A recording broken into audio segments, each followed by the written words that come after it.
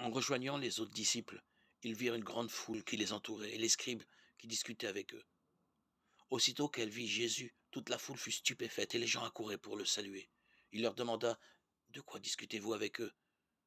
Un homme dans la foule lui répondit: Maître, je t'ai amené mon fils, il est possédé par un esprit qui le rend muet. Cet esprit s'empare de lui n'importe où. Il le jette par terre, l'enfant écume, grince des dents et devient tout raide. J'ai demandé à tes disciples d'expulser cet esprit, mais ils n'ont pas réussi. Jésus leur dit: Génération incroyante, combien de temps devrais-je rester auprès de vous? Combien de temps devrais-je vous supporter? Amenez-le auprès de moi. On l'amena auprès de lui. Dès qu'il vit Jésus, l'esprit secoua violemment l'enfant. Celui-ci tomba. Il se roulait par terre en écumant. Jésus interrogea le père: Combien y a-t-il de temps que cela lui arrive? Il répondit: Depuis sa petite enfance, et souvent il l'a même jeté dans le feu ou dans l'eau pour le faire périr. Mais si tu y peux quelque chose, viens à notre secours, par pitié pour nous. Jésus reprit: Pourquoi dire si tu peux?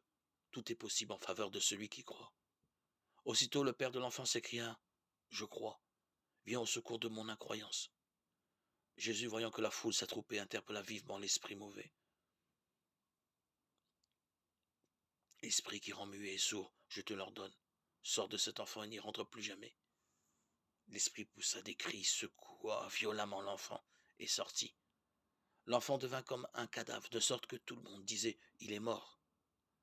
Mais Jésus, lui saisissant la main, le releva et il se mit debout. Quand Jésus fut rentré à la maison, seul avec ses disciples, il l'interrogeait en particulier: Pourquoi est-ce que nous n'avons pas pu l'expulser? Jésus leur répondit: Rien ne peut faire sortir cette espèce-là, sauf la prière. Marc 9, 14, 28.